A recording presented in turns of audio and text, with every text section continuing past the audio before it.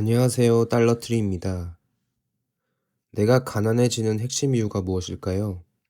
오늘은 화폐의 몰락과 20년 뒤 당신의 자산을 지킬 유일한 시나리오에 대해 알아보겠습니다.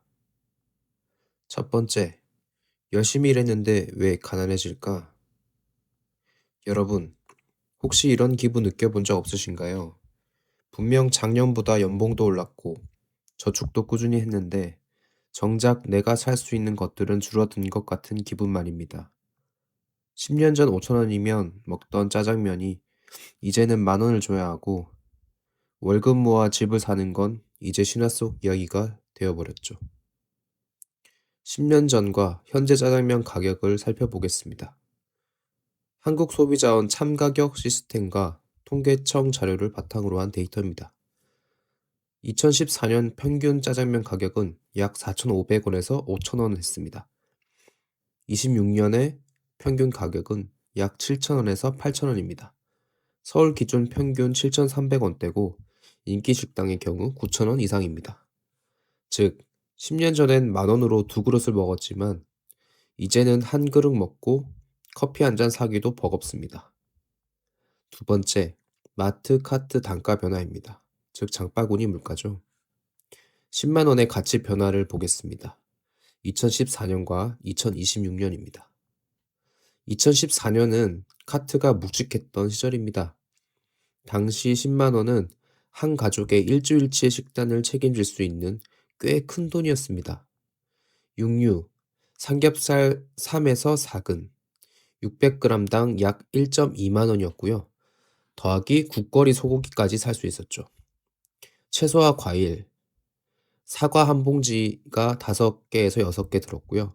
대파 한 단에 1,500원, 계란 한 판에 5,000원대였습니다. 유제품 가공식품, 우유 2리터, 라면 한 팩, 즉석밥 한 세트, 통조림 몇 개. 생필품의 경우 롤 휴지 30롤짜리, 대용량 세제 중 하나 추가 가능. 결과적으로 카트의 60에서 70%가 가득 찼으며 박스 포장 시 대형 박스 한 개를 꽉 채우고도 남았습니다. 자, 그럼 2026년 현재를 살펴볼까요? 현재는 카트 바닥만 겨우 가리는 시절입니다. 이제 10만 원으로는 가성비 위주로 골라도 품목이 대폭 줄어듭니다. 육류, 삼겹살 1에서 2근 이미 2에서 3만 원 돌파했고요. 소고기는 할인 상품만 가능합니다. 채소와 과일, 금값이 된 사과 한 봉지가 10,000원 중반대고요. 대파 한 단에 3에서 4,000원, 계란 한 판에 8,000원에서 9,000원입니다. 유제품 가공식품이죠. 우유 900ml가 3,000원대고 라면, 간단한 냉동식품 한두 개. 생필품의 경우 생필품은 포기해야 하거나 휴지를 사면 고기를 포기해야 합니다. 결과적으로 카트 바닥을 약 2에서 30% 정도만 채우며 박스 포장 없이 장바구니 가방 1개에서 2개면 충분히 들고 갈 수 있는 수준입니다. 결론적으로 10만 원의 가치가 10년 만에 반토막 났습니다. 사람들은 말합니다.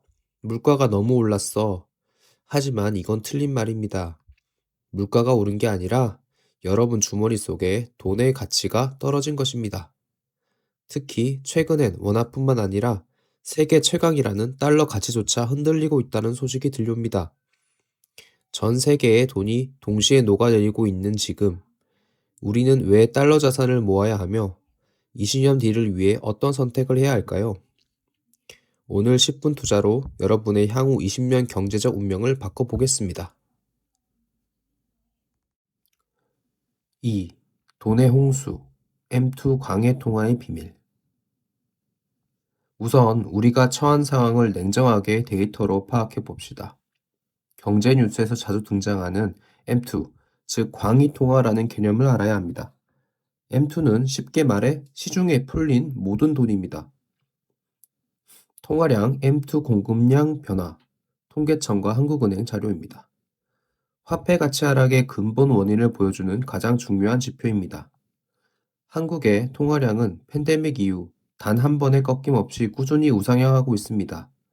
특히 2024년 하반기부터 2025년까지 금리 인하 기대감과 함께 다시 가팔라지는 추세입니다. 2014년 초에는 약 1930조 원이었고 2020년 초 팬데믹 직전은 약 2,900조 원이었습니다만 2024년 말에는 약 4,050조 원으로 사상 처음으로 4,000조 원 시대를 돌입했습니다. 2026년 현재는 전망치 포함하여 약 4,200조 원에서 4,300조 원의 규모로 추산됩니다. 즉, 우리가 잠든 사이에도 시중의 돈은 10년 만에 2.2배가 늘어났습니다. 내 통장의 숫자는 그대로인데 세상에 풀린 돈이 2배가 되었다면 내 돈의 가치는 사실상 반토막 난 것이나 다름없습니다. 미국 달러는 어떨까요? 미국 달러는 전 세계 물가에 영향을 주는 기축통화이기에 더 중요합니다. 2020년 팬데믹 당시의 수직 상승 구간이 핵심입니다. 2020년 2월에 약 15.3조 달러입니다. 2022년 피크, 그때는 약 21.7조 달러로 불과 2년 만에 약 40%가 찍혀 나옵니다. 2025년에서 올해 초 현재까지 약 21조 달러 중반을 유지 중입니다. 참고로 미국은 2023년 잠시 통화량이 줄어드는 양적 긴축을 한 것처럼 보였으나 경기 침체 방어를 위해 다시 유동성이 공급되며 높은 수준을 유지하고 있습니다. 여기서 포인트는 달러의 역사 200년 동안 찍어낸 돈보다 최근 몇 년 사이에 찍어낸 돈이 더 많다는 충격적인 통계가 여기서 나옵니다. 아까 짜장면 가격 얘기했었죠? 2014년 짜장면이 4,500원일 때 통화량이 1,900조였던 거에 반해서 2026년 현재는 짜장면이 8,500원인데 통화량이 4,200조에 달합니다. 팬데믹이라는 미증유의 위기가 닥쳤을 때 전 세계 중앙은행은 경제 마비를 막기 위해 화폐 발행기 전원을 풀가동했습니다. 미국만 해도 전체 달러 통화량의 상당 부분이 최근 몇 년 사이에 찍혀 나왔을 정도죠. 돈이 흔해지면 가치는 떨어집니다. 이것은 경제의 절대 법칙입니다. 문제는 이 돈의 홍수가 멈추지 않는다는 겁니다. 정부는 빚을 갚기 위해 혹은 경제를 부양하기 위해 계속해서 통화량을 늘립니다. 결국 우리가 들고 있는 현금은 가만히 있어도 매년 조금씩 증발하는 구조적인 함정에 빠져 있습니다. 이것이 바로 우리가 현금 저축만으로는 절대 부자가 될 수 없는 이유입니다. 본론, 왜 하필 달러인가? 상대적 우위의 마법. 대한민국 경제사에서 환율이 가장 급격하게 상승, 즉 원화 가치가 폭락했던 대표적인 사례는 1997년 IMF 외환위기와 2008년 글로벌 금융위기입니다. 간단히 살펴보겠습니다. 1997년 IMF 외환위기는 국가부도위기라고 하죠.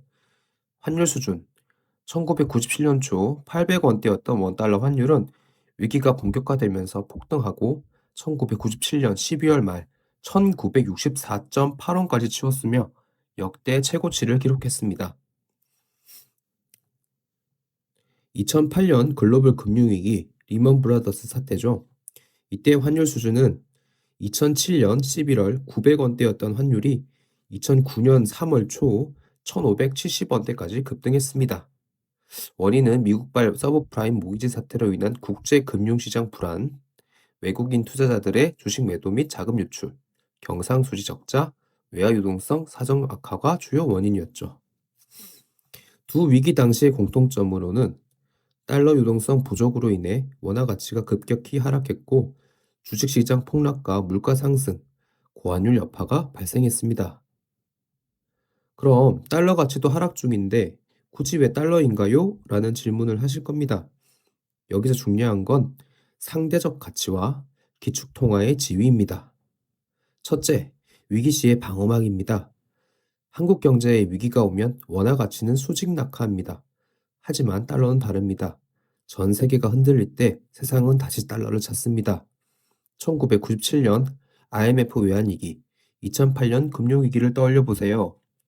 환율이 폭등할 때 달러 자산을 가진 사람들은 오히려 자산 가치가 급등하며 새로운 기회를 잡았습니다. 둘째, 달러는 실물 자산으로 가는 입장권입니다. 원유, 구리, 식량, 그리고 세계 최고의 기업들은 모두 달러로 거래됩니다. 원화 가치가 떨어질 때 달러를 쥐고 있어야만 전 세계의 우량한 자산들을 저렴하게 쇼핑할 수 있습니다. 즉, 달러는 단순한 돈이 아니라 내 자산을 전 세계로 확장하는 플랫폼입니다.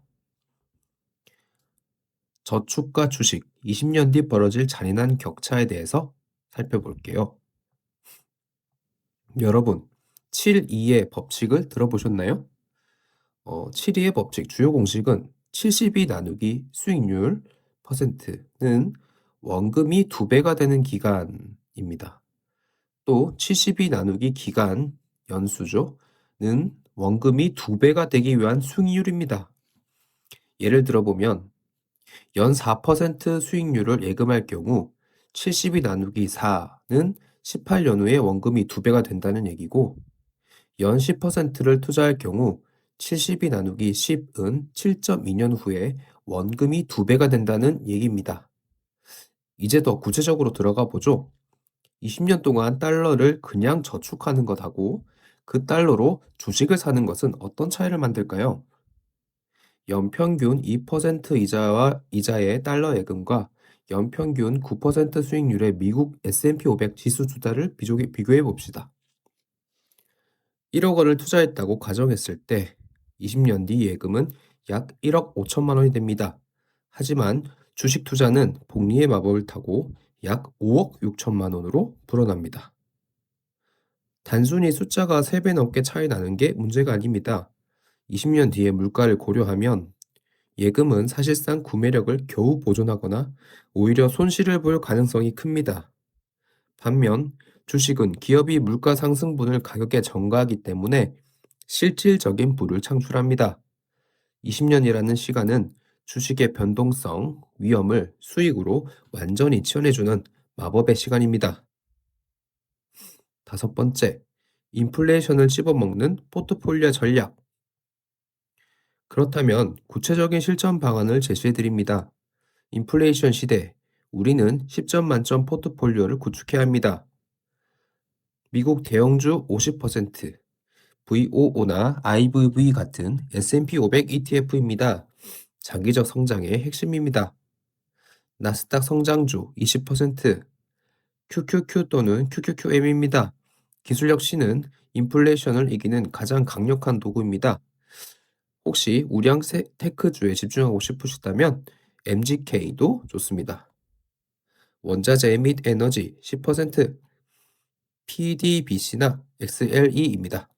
물가가 오를 때 가장 먼저 폭등하며 포트폴리오를 보호합니다. 리츠 및 실물금 20%입니다. 부동산 임대료와 금은 화폐 가치가 무너질 때 실물 가치를 보존해 줍니다.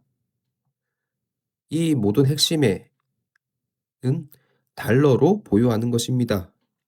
미국 시장에 직접 투자하면 환노출 효과를 통해 환율 상승의 이익까지 자연스럽게 가져갈 수 있습니다.